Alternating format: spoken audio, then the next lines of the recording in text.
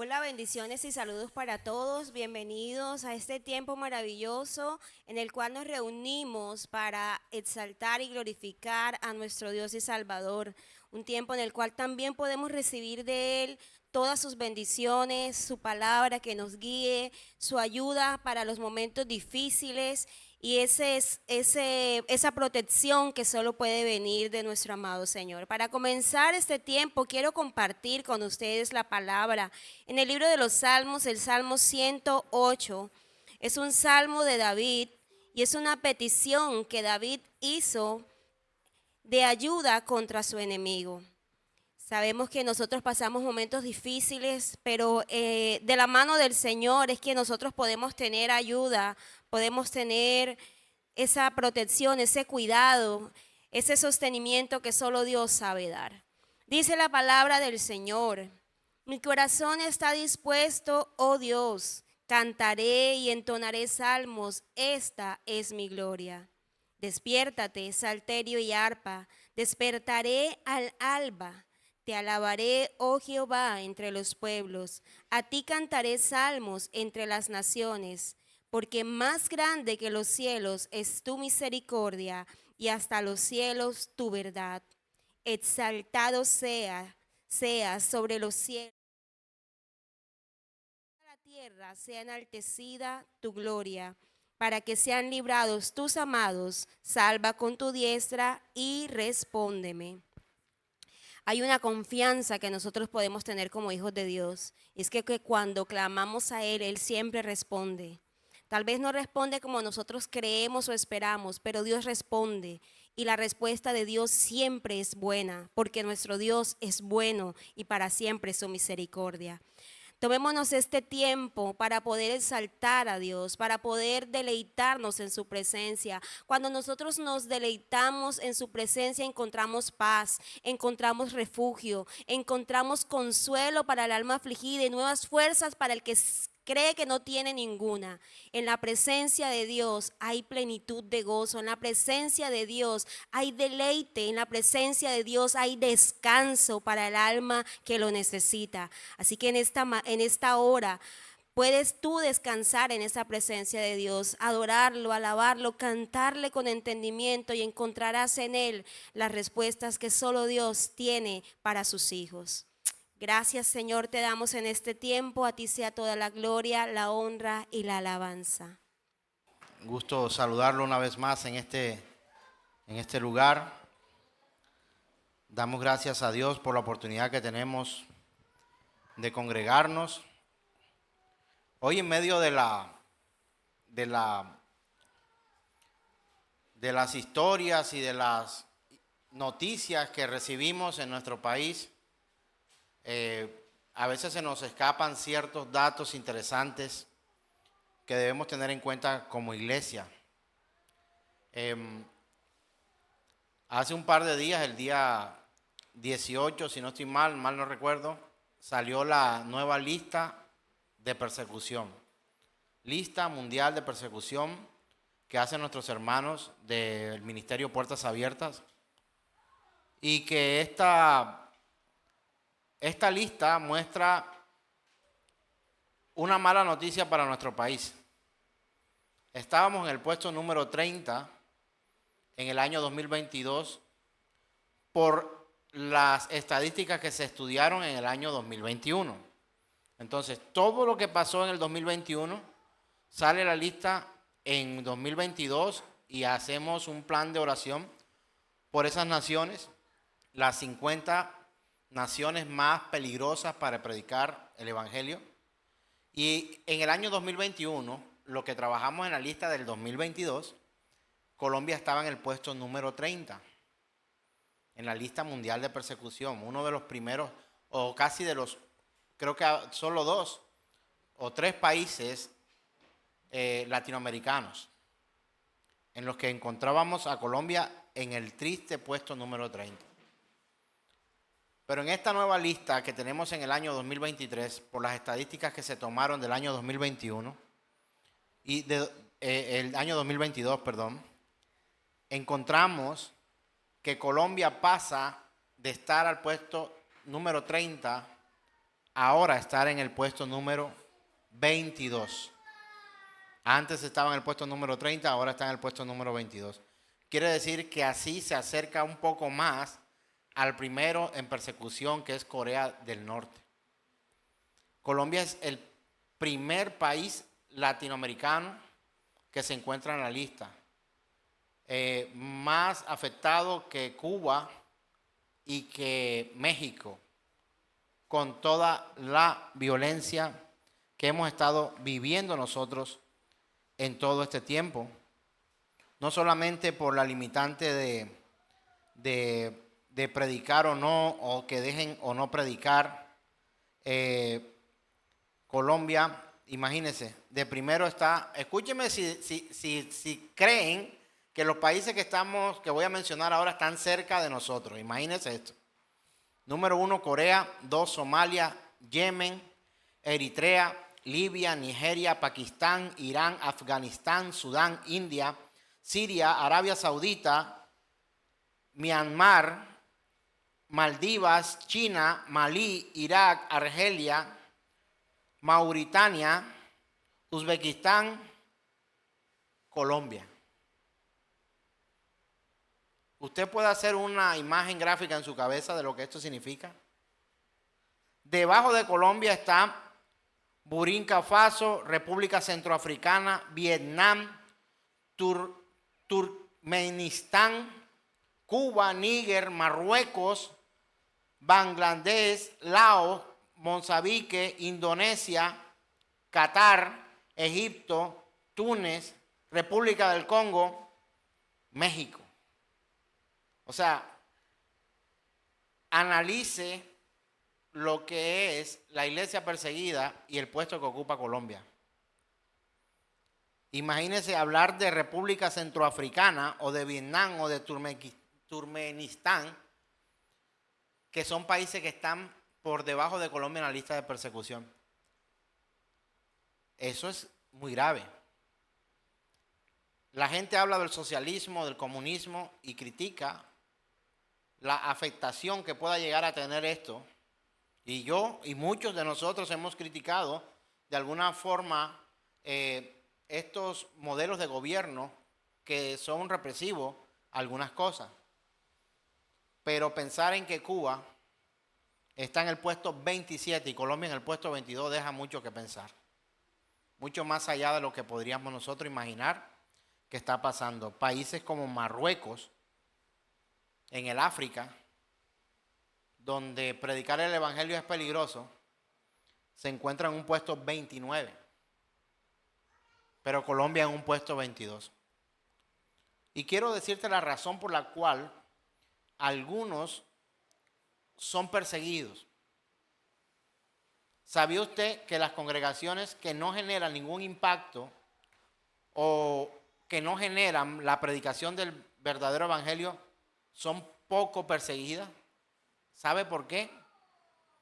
Porque no son causantes de cambio en el alma y en el espíritu de la gente. Quizá algunas naciones religiosas, por llamarlo de alguna manera, que no confrontan, que no nos llevan a pensar mucho más o que no nos instan a entregarnos enteramente al Señor, pueden generar como indiferencia en los grupos extremistas. Pero en Colombia, le doy gracias a Dios, algunos predican el verdadero evangelio de Cristo. Y regularmente sus iglesias o sus templos o sus congregaciones no están más llenas que otras. ¿Por qué? Porque la predicación del evangelio, como Jesús nos las enseñó, causa división, persecución, lejanía.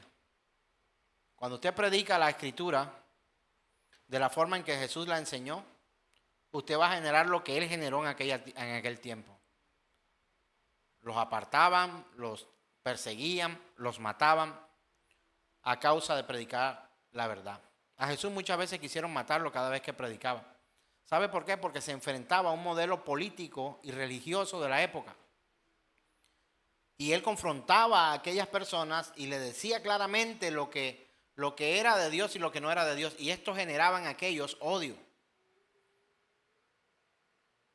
Y eso está ocurriendo hoy con la iglesia en el mundo. Estar en el puesto 22 con vecinos a Uzbekistán y a Burkina Faso, en medio de esas dos naciones, no es un puesto muy agradable para los que predicamos el Evangelio, de acuerdo a la Escritura. Predicar tibiezas y predicar someramente lo que el Señor dice nos lleva a nosotros a vivir tranquilos, gozosos, incluso con dinero.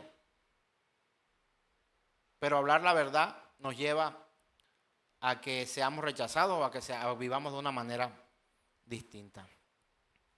Hemos estado trabajando la serie La Iglesia Funciona este nuevo año, y antes de comenzar quisiera leerles algunas cosas que están pendientes o que quedaron pendientes del tema anterior para cerrar. Tiene que ver lo que estamos viendo con el tema. Si usted llegó hoy, pues los primeros días, domingos del mes de enero del año 2023 hemos estado trabajando La Iglesia Funciona, y todos estos temas relacionados, esta serie relacionada a lo que tiene que ver con qué es iglesia, quiénes son iglesia, qué hace la iglesia, hacia dónde se dirige.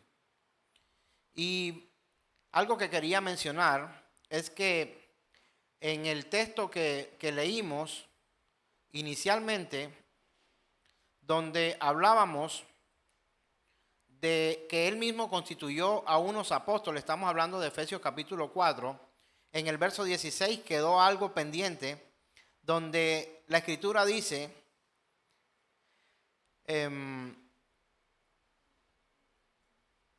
quien de todo el cuerpo bien concertado, está hablando de la iglesia, unido entre sí por todas las coyunturas, se ayudan mutuamente, y hay un término o unas palabras que dice ahí, según la actividad propia de cada miembro. Y dice, recibe su crecimiento para ir edificándose en amor. O sea, todo el cuerpo, toda la iglesia debe trabajar articulada para que el propósito de Dios se lleve a cabo en medio de los hombres en esta tierra. Y algo que quería anotar antes que entremos a reclutados, que tiene que ver con el mismo tema, por supuesto, es que en primer lugar hablábamos que Cristo es quien escoge y llama a los diferentes líderes de la iglesia con el fin de que capaciten a los creyentes para que ellos hagan la obra del ministerio.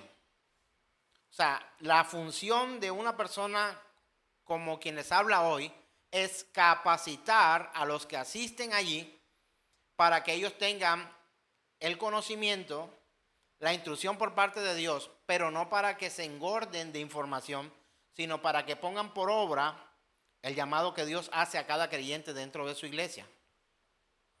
Y muchas personas creen equivocadamente que somos nosotros los pastores o los líderes los que tenemos que hacer el trabajo de la iglesia.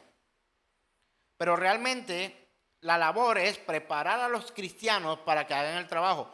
Por supuesto que mi tarea es capacitarle, compartirle, enseñarle, transmitirle lo que Dios enseña a través de su palabra.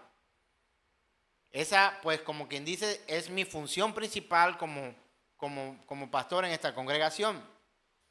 Y por supuesto hacer ayuda al que está necesitado, dar consejería, salir a orar por los hermanos. Todas esas hacen parte de una labor pastoral. Pero ¿sabe algo? Usted que está aquí sentado hoy cómodamente, tiene que comprender que la labor encomendada a la iglesia debe ser realizada no solo por el pastor o por el líder, sino por cada uno de los miembros que a la congregación asiste. Así que usted cuando piensa, no, eso le toca al pastor, eso es responsabilidad del pastor. Si cortan un servicio en la congregación, si hay algo dañado, eso es responsabilidad del pastor, eso es responsabilidad del pastor. Eso es responsabilidad del pastor si el pastor estuviera haciendo uso de los recursos que usted aporta para poder mantener un local. Comprar Biblias y donarlas. Qué bueno, ¿a cuánto le gustaría que el pastor hiciera eso? Con su ayuda. porque nosotros los líderes también comemos y trabajamos para llevar alimento a casa y también tenemos las mismas necesidades que usted. Pero si usted y yo no hacemos el trabajo conjunto para hacer esa tarea, vamos a tener dificultades porque vamos a creer que eso no me toca a mí, eso le toca al pastor. Y no es así. En segundo lugar, la meta de los cristianos, de todos, debe ser llegar a ser transformados a la imagen de Cristo en su plenitud. Porque lo importante es que todos lleguemos a la meta y no quien llega primero. Es quien llega a la meta y no quien llega primero, o que solamente algunos lo logren. No, que todos lleguemos a esa estatura. La Escritura dice que todos lleguen a la estatura del varón perfecto, que es Cristo Jesús. Y finalmente la iglesia se edifica cuando cada miembro ejerce su función en el cuerpo. Es decir, en la iglesia no hay lugar para espectadores. Si usted viene aquí a recibir, llegó, de hecho hoy tengo amigos invitados acá a este lugar, compañeros de trabajo, gloria a Dios porque ellos están acá a este lugar, le doy gracias a Dios por sus vidas. Mare, mi querido amigo Pedro, que están aquí en este lugar, llegaron hoy en un momento especial para que aprendan de primera mano y en la primera llegada que nos venimos a este lugar para ser espectadores. Venimos a este lugar para hacer parte de la iglesia de Cristo Jesús. Algunos amigos me buscan en momentos de dificultad para que tengamos consejería o para escucharlos o para tener una conversación con ellos, para recibir un consejo, una opinión o una instrucción. Pero no es solo un siervo de Dios una fuente de consulta. Es también, o debería ser también, una fuente de inspiración para seguir también la obra que Dios ha encomendado. Y cuando le hablo fuente de inspiración no estoy hablando de mí, porque realmente quien debería inspirarnos es el Señor. Porque somos humanos, cometemos errores, cometemos pecados. Ya les he dicho muchas veces, el mismo apóstol Pablo decía, pecadores de los cuales yo soy el primero. ¿Tengo algo que cambiar como líder de esta congregación? Por supuesto. Hoy peco, ayer también, antes de ayer. Tengo que arrepentirme todos los días de errores y fallas y pecados que cometemos en nuestra mente o por acción. Y la iglesia va en perfeccionamiento, no es una iglesia perfecta ya. Usted no es perfecto, yo no soy perfecto. Perfecto es Dios. Y nuestro caminar en Cristo Jesús nos va llevando al perfeccionamiento. ¿Recuerdan aquello que hablábamos? No somos santos por nuestra propia cuenta, somos santificados. No somos santos por nuestra propia cuenta, somos santificados. No somos justos por nuestra propia cuenta, somos ¿qué? Justificados. O sea, alguien nos justificó y ese es Cristo Jesús. No somos perfectos por nuestra propia cuenta, somos ¿qué? Perfeccionados en nuestro caminar con Cristo Jesús. Y cuando hay pastores que no capacitan a los creyentes, sino que ellos hacen todo el trabajo, están actuando de una manera indigna. Y yo muchas veces, perdónenme que se lo diga, congregación, y a los amigos que nos escuchan a través de las redes sociales, a veces he cometido esta falta. ¿Cuál falta? De porque alguno no hace algo, entonces lo hago yo y a veces termino haciendo todo. Pero usted tiene que aprenderlo y yo tengo que enseñárselo, compartírselo. No esperes que tu pastor, tu líder de la congregación, sea el que gestione todo lo que haya que hacer sin tu ayuda o solamente esperar a servir cuando te lo pidan. Es mucho más fácil eso en algunos momentos. Delegar tareas y funciones. Usted haga esto, usted haga aquello, usted venga para acá, va. Cumple con lo que tiene que cumplir y listo. Pero la iglesia de Cristo, articulada, como dice la palabra, todas sus coyunturas, ese cuerpo bien organizado, trabaja en comunión. ¿Qué es comunión? Que la palabra comunión es una palabra compuesta. Común, unión. O sea, se unen para llevar un proyecto común, unidos, valga la redundancia, juntos, como iglesia, como cuerpo, donde la cabeza de ese cuerpo es ¿quién? ¿El pastor? ¿El líder? ¿El presidente de la república? No. La cabeza de la iglesia es Cristo Jesús. No quería dejar pasar por alto esta última parte de nuestro tema anterior, porque necesitamos comprender esto para poder pasar a este nuevo tema que hoy traemos para compartir con ustedes, y es un tema que le he colocado por nombre reclutados. Para ello vamos a apoyarnos por supuesto en la palabra, y vamos a Filipenses, carta del apóstol Pablo a los Filipenses, capítulo 2, versos 6 al 11. Para analizar nuestras vidas y para analizar la forma en la que hemos quizá nosotros estado viviendo estos últimos años. Necesitamos, hermanos, comprender estas verdades para hallar en esa verdad, que es la palabra del Señor, la realidad de nuestra posición como hijos. Si yo le pregunto si usted es iglesia del Señor, la respuesta fácil, ¿cuál es? Hombre, sí, claro, yo soy de la iglesia del Señor. Y si les preguntara por qué usted es de la iglesia del Señor, ¿usted qué me contestaría? Dígame a ver. ¿Por qué usted es de la iglesia del Señor? ¿Por qué? ¿Porque viene aquí cada domingo? No, yo soy de la iglesia, yo vengo cada domingo a Generación de Fe, yo soy de la iglesia del Señor. Asistir a una congregación no te hace parte de la iglesia. Y los que menos asisten, o los que, asisten por primera vez, saben que no es así. O sea, los que estamos caídos sabemos que no es así. Los que hemos pecado sabemos que podemos estar tan cerca de la iglesia como alejados aún asistiendo siempre. Y usted verá sorpresas el día que el Señor venga por su iglesia. ¿Y qué hace este man subiéndose a la nube para llegar a los pies del Señor para vivir la eternidad con Él? Si yo nunca lo vi en la iglesia. La primera tarea, por decirlo así, o el primer requisito más bien para que usted necesita para ser, no para hacer, para ser parte de la iglesia, es que usted crea en Cristo Jesús. Y usted me puede decir a mí, no, pero yo creo en el Señor, pero yo hago lo que me da la gana, pero yo creo en el Señor. Hacer lo que te da la gana es una muestra de que no eres parte de la iglesia, sino que eres dueño de ti mismo. Y es lo que hoy vamos a ver. Tema de hoy, reclutados, y vamos a carta del apóstol Pablo a los Filipenses, capítulo 2, versos 6 y 11.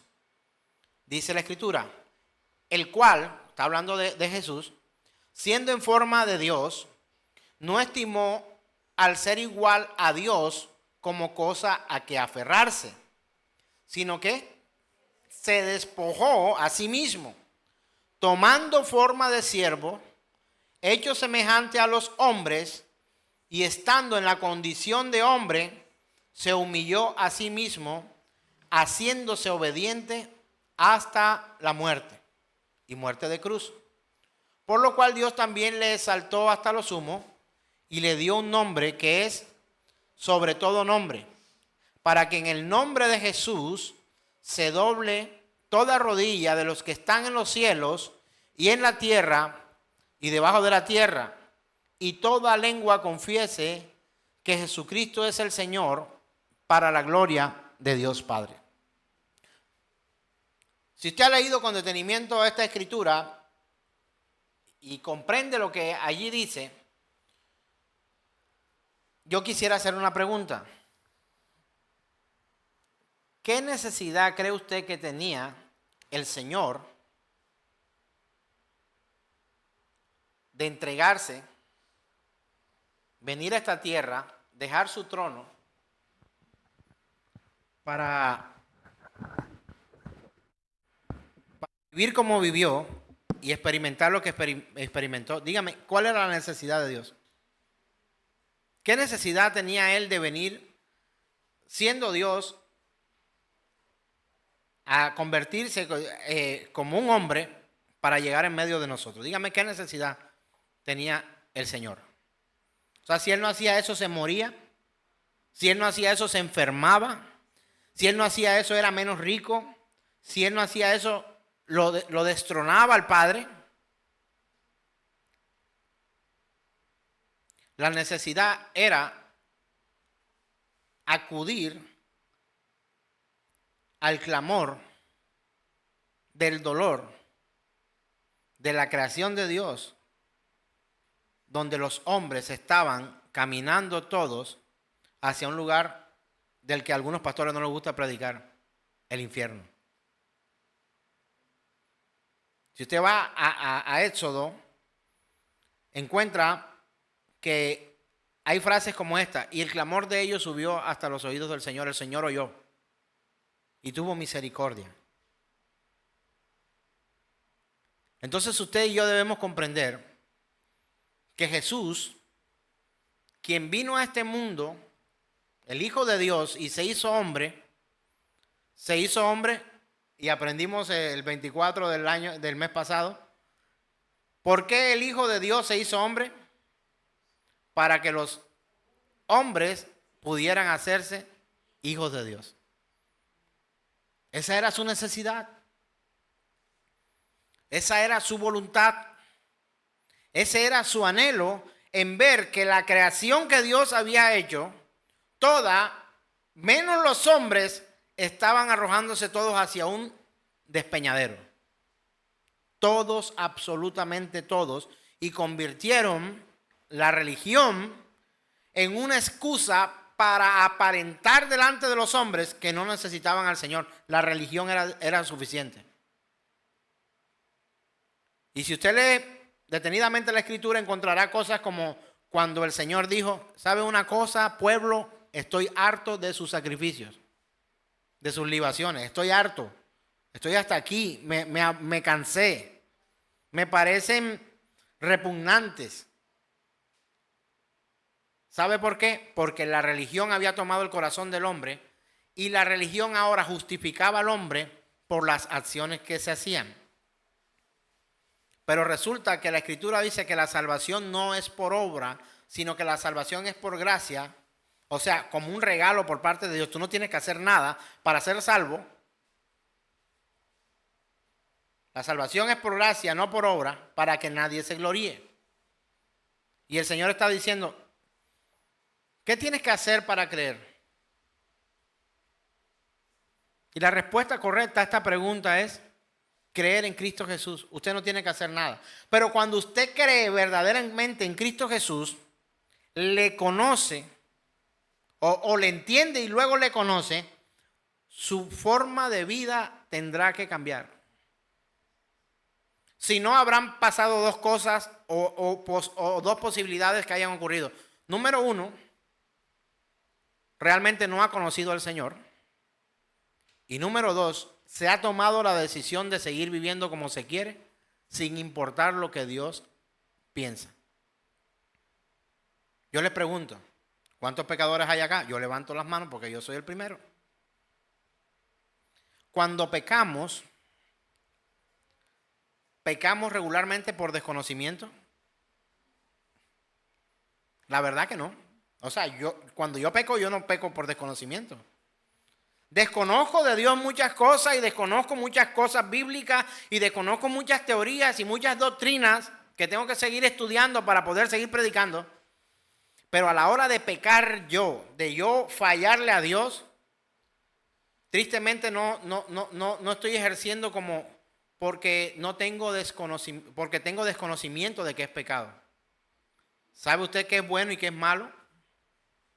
Sabemos que es bueno y que es malo. Y aun cuando vamos a hacer lo malo, sabemos que vamos a hacer lo malo, pero nos impulsamos a hacerlo sabiendo que es malo, que está mal, que es incorrecto. Ahora, yo no estoy aquí para juzgar tu vida y decirte: no, es que lo que tú haces está malo. Fácilmente tú me podrías decir: es que yo hago eso, pero es que tú pecas distinto. Y tienes razón. Pero no somos inconscientes a la hora de cometer pecados y avanzar en errores en nuestra vida. Somos muy conscientes. ¿Y sabe qué significa ser consciente? También tener en cuenta que las condiciones de pecar, de fallar, de errar, traen unas consecuencias. Traen unas consecuencias, queramos o no. Él, a pesar de lo que somos, tomó la decisión de venir a morir por nosotros, conociéndonos. Sabiendo que no pecamos solo por desconocimiento, sino también sabiendo que pecamos por voluntad propia, por disposición, porque queremos, porque nos gusta. Mire, hace poco, me voy a abrir un poco aquí a mi corazón delante de la congregación. Hay un área de mi vida que he querido someter al Señor. Y esta mañana oraba al Señor temprano y yo decía, Señor, yo lucho por no fallarte en esta área de mi vida. Pero tengo que confesarte por qué te fallo. Este es un arrepentido descarado. Y le dije, porque me gusta. Es que me gusta. Ayúdame a vivir para que yo, en vez de agradarme con esto, más bien lo rechace para vivir siendo agradable a ti. Usted de pronto ya empieza a sacar conjeturas. ¿Qué será? De pronto otras mujeres, la mentira, el engaño, el robo, etc. Usted puede pensar lo que usted quiera, pero en mi relación con Dios vivo la lucha cada día, mientras estemos en esta carne, de tener que someterme a Dios y decirle, Señor, me he equivocado. Señor, tengo luchas. Señor, no puedo solo. Incluso hay unos, y hemos pasado por esa época muchos de nosotros, que somos tan osados para vivir sin oración. ¿Para qué oramos? Yo manejo eso, no te preocupes. Pero cuando estamos expuestos a las tentaciones, una mañana de oración puede llegar a darnos a nosotros el hálito o el aliento, el ánimo para saber que esta mañana tuvimos comunión con Dios y le suplicamos a Dios, ayúdanos en nuestra debilidad. Pero queda aquel que se aleja de Dios de manera consciente, dispuesta, y que no quiere comunión con Dios porque ha decidido hacer lo que le da la gana. Usted tiene que comprender que la iglesia es una comunidad elegida por Dios para que podamos juntos adorarle y agradarle a Él. Que la iglesia no peca, la iglesia peca. Por lo mismo vino Cristo Jesús a salvar a su iglesia. Yo le estoy diciendo que usted no tiene derecho a pecar. Quiero decirle que pecar no es un derecho. La Constitución de nuestro país ni siquiera dice el ciudadano colombiano tiene derecho a pecar. Pecar no es un derecho. Pecar es un estado. Y pecar es una decisión de nosotros. Pregunto, ¿estoy diciendo que es fácil no pecar? No, todo lo contrario. Por lo cual te estoy diciendo que aquel que se entregó a sí mismo vino a soportarnos, a ayudarnos, a acompañarnos, a limpiarnos de toda maldad para que podamos vivir una vida que agrade a Dios. ¿Y sabe por qué Él tiene el derecho de hacerlo? Porque Él se entregó a sí mismo para salvación de nosotros.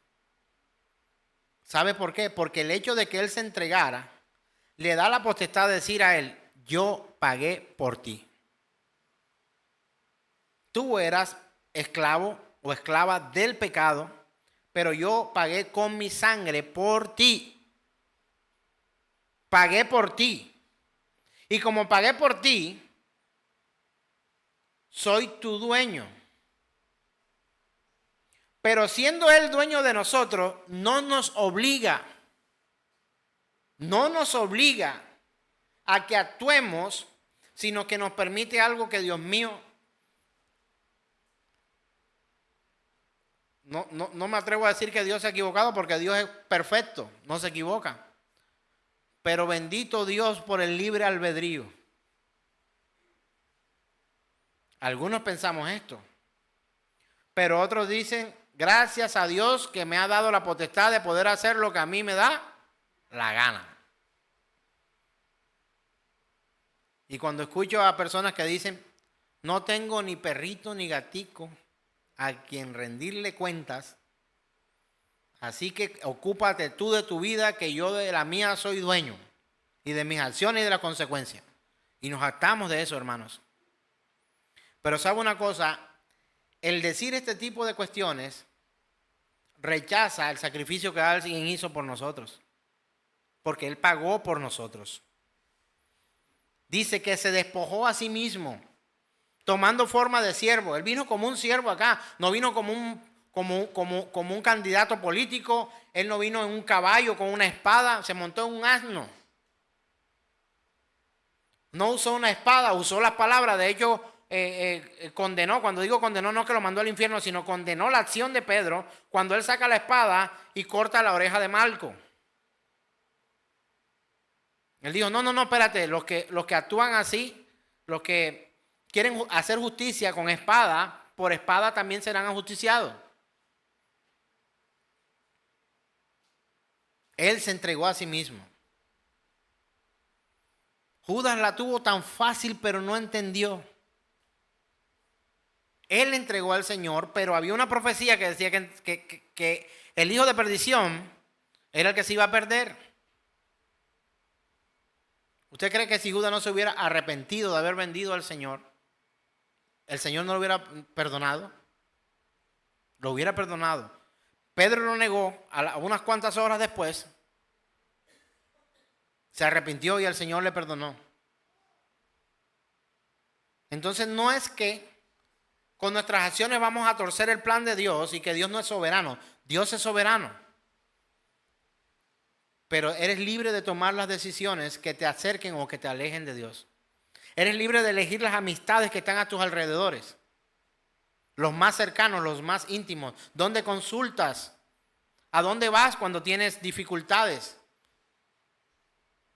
Al horóscopo, vamos a ver qué me trae el día. O vas a la palabra de Dios para ver cuál es su voluntad. A veces muchas veces he recibido esta consulta muchas veces. Cuando digo consulta no porque me esté haciendo médico, sino la consulta de la pregunta.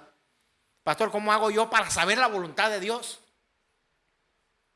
Hermano, ¿ya se leyó la Biblia? No me he leído la Biblia. Bueno, ahí está la voluntad de Dios. No, pero quiero algo más corto. Yo quiero saber qué hacer. Y esta es la voluntad de Dios, que todos procedan al arrepentimiento. No, pero esa no, otra. Hermano, ¿qué más?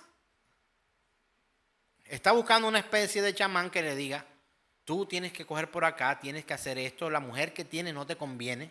Una persona morena se va a acercar a eso. Yo no sé por qué siempre una persona morena. No sé qué pasa con nosotros los morenos.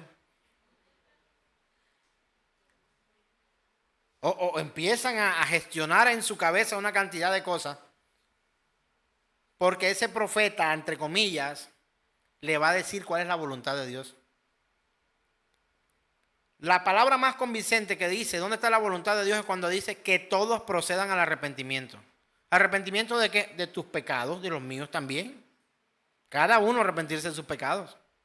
Pero no nos satisface, ¿sabe? No nos satisface, queremos saber más. Nos gusta el misticismo.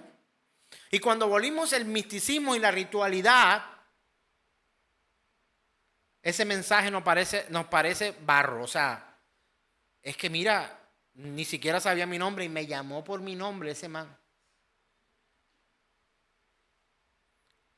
Te llamó por tu nombre, pero existe el Facebook.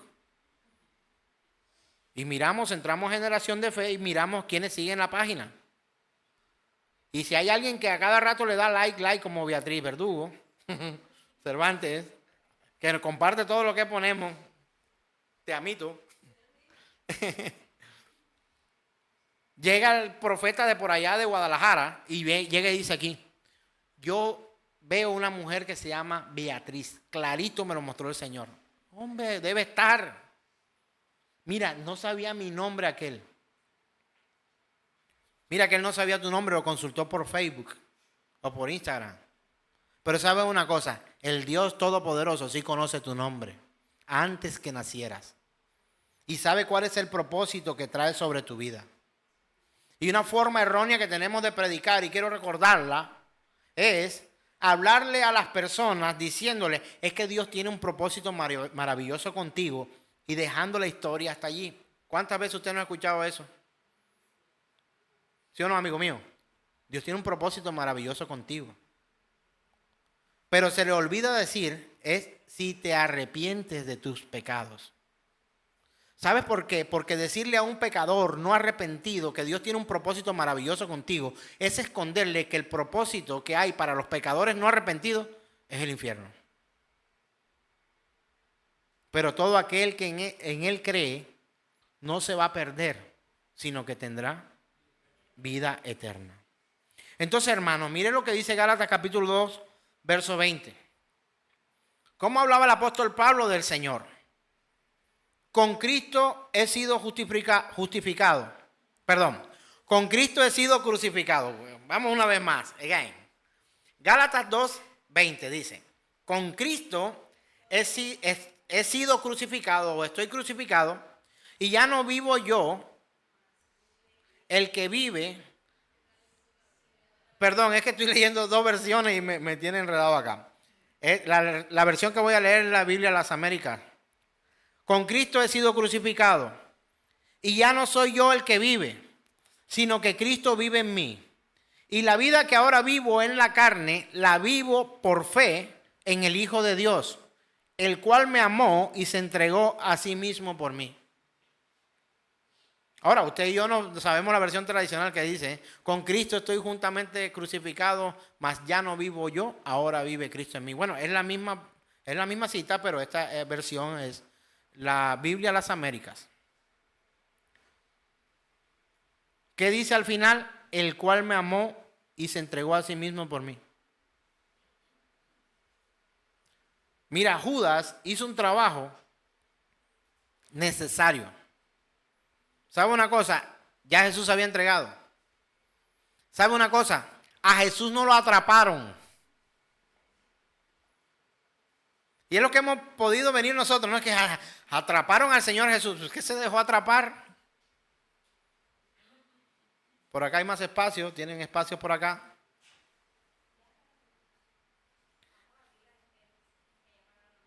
Entonces, hermanos, comprender esto. Él nos ha amado y se ha entregado por nosotros.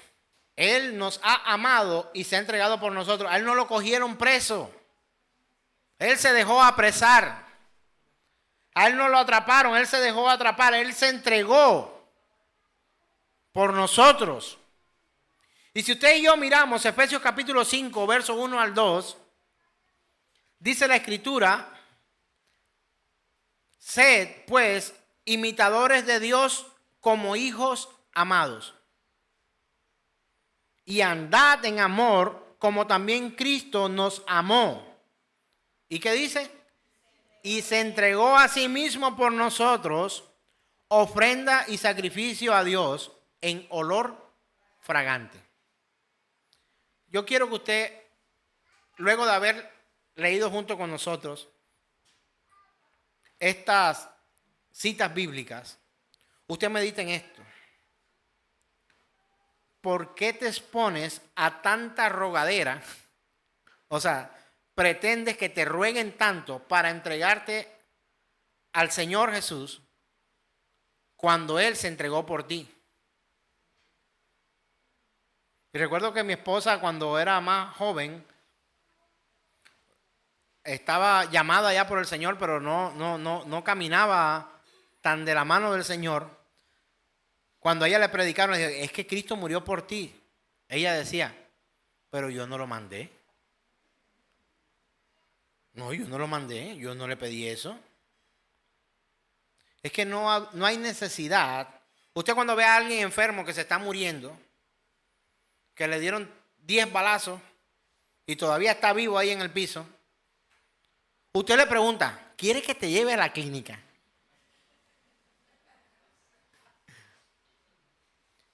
Yo no sé si a alguien aquí le han sacado el apéndice o si ha visto a alguien que sufre de apendicitis y que está con la apendicitis a punto de estallarse y que no aguanta un dolor o cálculos renales. Bueno, yo ahí me apunto. Y que a uno le pregunten, ¿te duele? ¿Quieres una pastilla? ¿Quieres que te lleve donde el médico? Mire, cuando estamos muertos, usted no le pregunta al muerto, ¿quieres que te lleve al cementerio a enterrarte? Usted no hace eso. ¿Sabe por qué Cristo Jesús vino a morir por ti? Para poder resucitar por ti, porque tú estabas muerto. Tú estabas muerta. Y Él viene haciendo reclutamiento.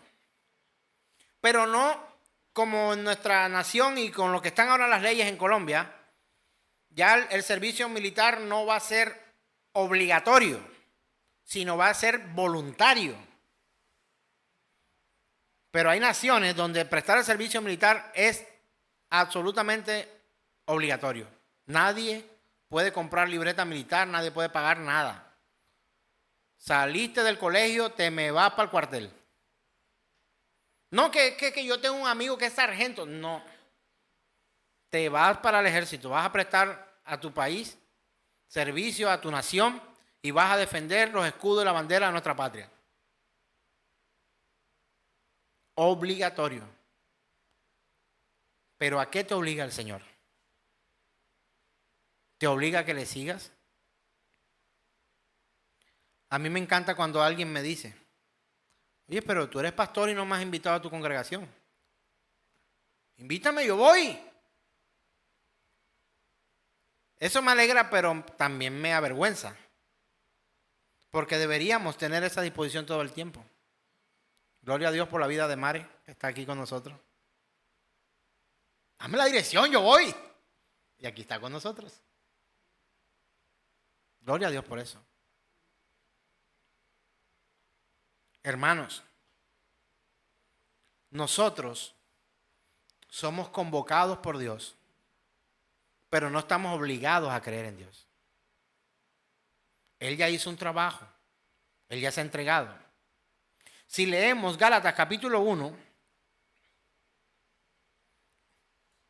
verso 1, vamos a leer hasta el verso 10. Escuche estas palabras del apóstol Pablo. Dice, Pablo, apóstol, que me encanta el apóstol Pablo.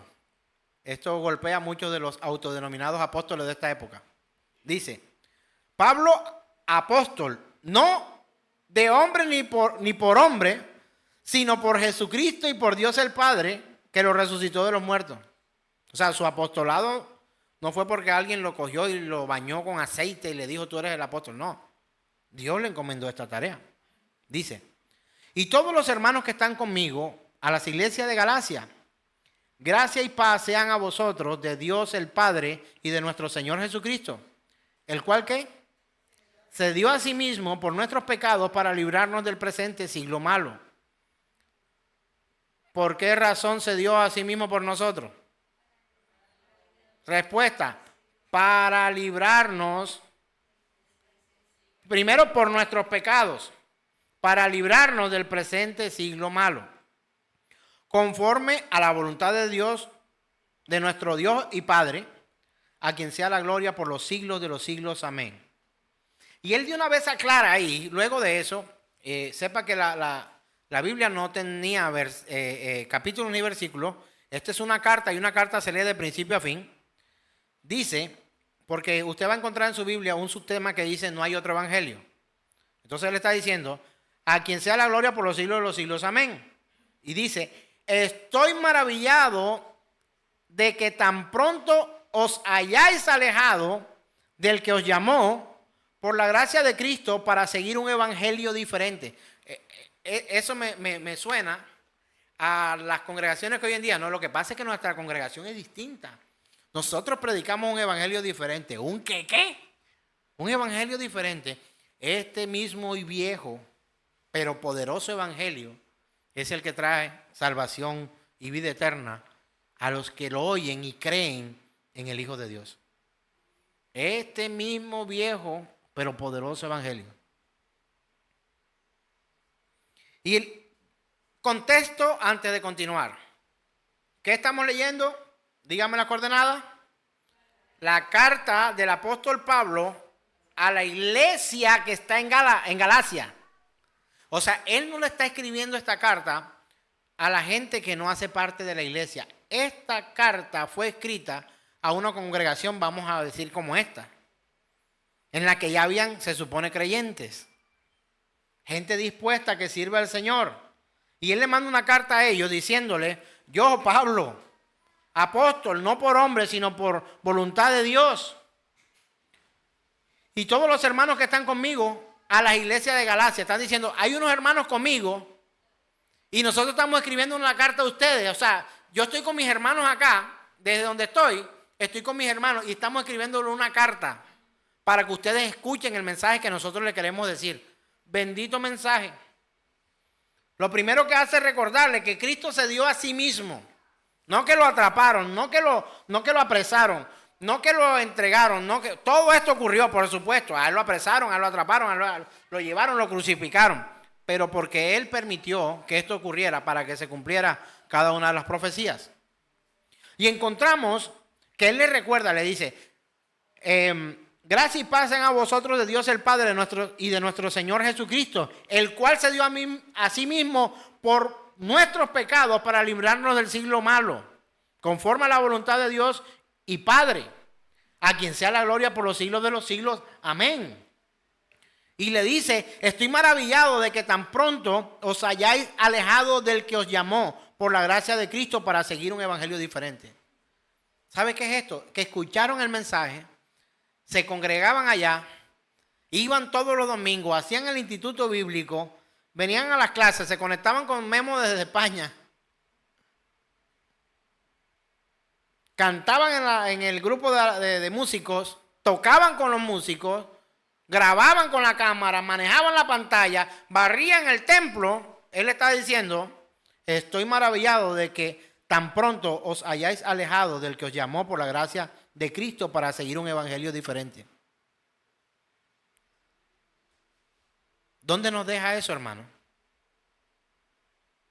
¿Es Generación de Fe una congregación más importante que la de Galacia?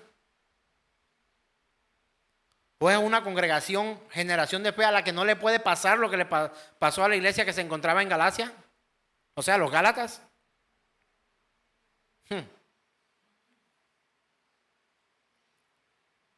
Para seguir un evangelio diferente.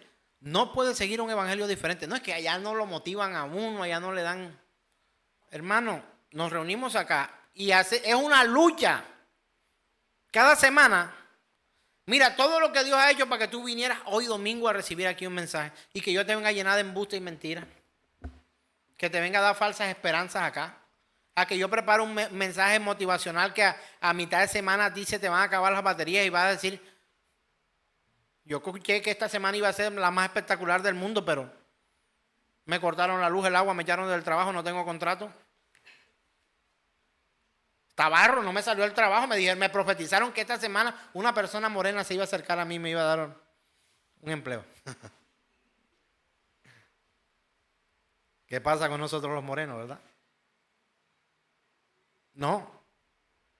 Rogamos a Dios, tratamos de mantener este lugar, nos esforzamos por cumplir aquí en este lugar lo que más podamos.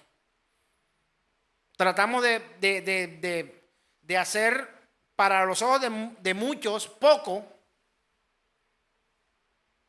para llamarnos quizá insignificantes,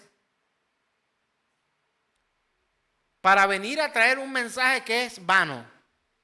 No, si hemos sobrevivido hasta este domingo, es para predicarte ese viejo pero poderoso evangelio en el que hay salvación. Y el apóstol Pablo enseguida dice, verso 7, no que haya otro. ¿Otro qué? Otro evangelio, no es que haya otro evangelio, sino que hay algunos que os perturban y quieren ¿qué? Pervertir el evangelio de Cristo. Más, si aún nosotros, o sea, el apóstol Pablo me encanta que él no se sacaba. Por ahí alguien se maravilló cuando yo dije, pecadores de los cuales yo soy el primero, pastor, pero eso queda mal. Y que alguna vez dije, pues, que yo también soy una persona que ha actuado en deshonestidad, que he sido incrédulo, que he fallado, que tengo luchas, que también vivo en la carne, que lucho por no pecar, por no embarrar, por no ser infiel a mi esposa, por no querer más dinero del que puedo trabajar, etcétera. Eso se oye mal, pastor, pero no estamos en esta lucha. Estamos en esta lucha. 3 cositas nos recordó Jesús por las que estamos viviendo y luchando todos los días. Los deseos de los ojos, los deseos de la carne y la vanagloria de la vida. Las 3 cositas que le ofreció Satanás, el mismo diablo, cuando tentó a Jesús en el desierto. Convierte estas piedras en pan. Él tenía hambre y sed. ¿Eso es deseo de qué? De la carne. ¿Qué fue lo otro que le dijo? Lo subió al pináculo del templo y le dijo, mira todos estos pueblos, estas naciones, todos estos reinos, todo esto daré si postrado me adorares. Vanagloria de la vida.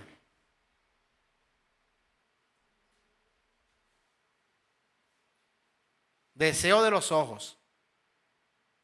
Y cuando le dijo, lánzate de este lugar porque a sus ángeles va a mandar para que te salven y tu pie no tropiece en piedra. Salmo 91. Eso fue en Mateo y se repiten palabras del Salmo 91. Y el Señor le dice, no tentarás al Señor tu Dios. Es vano, es vanaglorioso. Vanagloria de la vida. ¿Estamos o no estamos luchando con estas 3 cosas? Todos estamos luchando por estas mismas cosas, por los deseos de los ojos. Ay, Dios mío, lo que veo.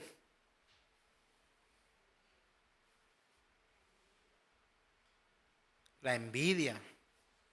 Ay, mira el marido que se consiguió la hermana Diana Rieta. Un tipazo. ¿De dónde lo habrá sacado? ¿De Ciénaga Magdalena o unos cuantos minutos de acá? Ya le viste el carro a no sé quién. Ay, yo no sé por qué. Todo el mundo compra carro nuevo en el 2023 y yo no. ¿Para qué te sirve un carro? O 2 o 10. 2023. Caminando directico para el infierno. Con un hogar destruido. Con el corazón vacío. Y sin esperanza. Y Él nos llama, pero nosotros nos rehusamos. Nos rehusamos. Y Él llama la atención al apóstol Pablo, inspirado por el Espíritu Santo, dice, no que hay otro evangelio, sino que hay algunos que perturban y que quieren pervertir el evangelio de Cristo, mas si aún nosotros o un ángel del cielo os anunciare otro evangelio diferente del que hemos anunciado, sea anatema. ¿Alguien me recuerda qué es anatema?